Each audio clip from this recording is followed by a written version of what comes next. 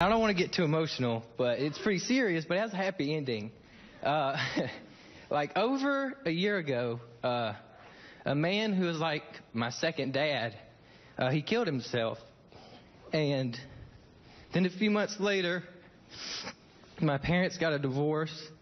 And then a few months later, my dad lost his job.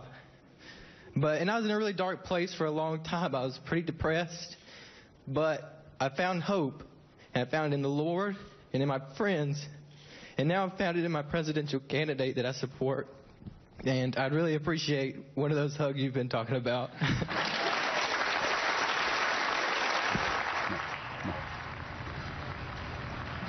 So that hug, I mean, look at that. That is, you know, there is magic out there on the campaign trail if you look for it. And it actually happens a lot more than you would think. It's moments like that don't get enough attention. I have to admit that was... I'm teared up. That was powerful. What must that be like, though, as the only person here who's run for office, except for you, but he won. Well, I won one. Well, you won one, but no, what is that like to see a man in that sort of distress who is putting his hopes and aspirations and in you?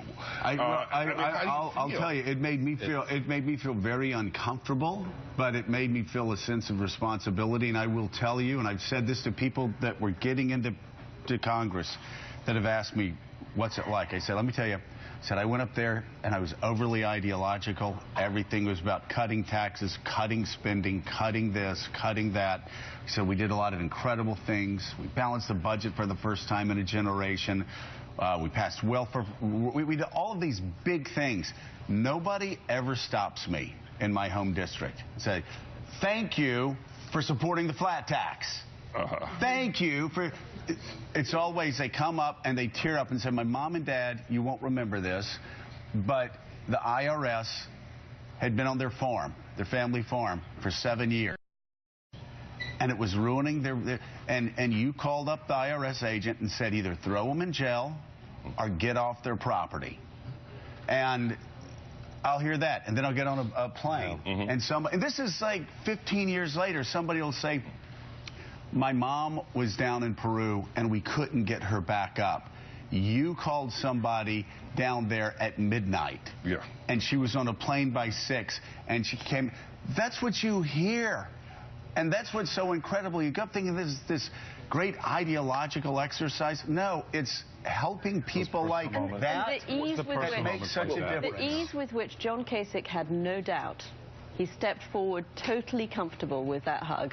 And then he himself was, when you watched at that moment when he's over his shoulder and his face crunches up, he's stopping himself tearing up. But there's more to the clip. If we played the extended clip, he speaks to them. In his ear, That's the Lord's for several seconds. And what happened there happens nearly every day in a political campaign, I would think.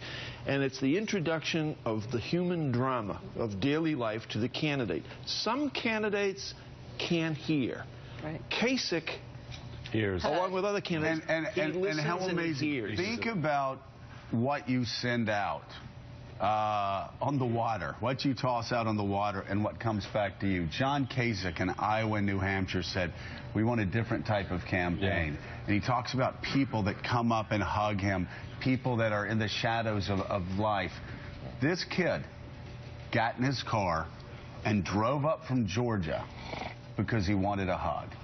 And it's so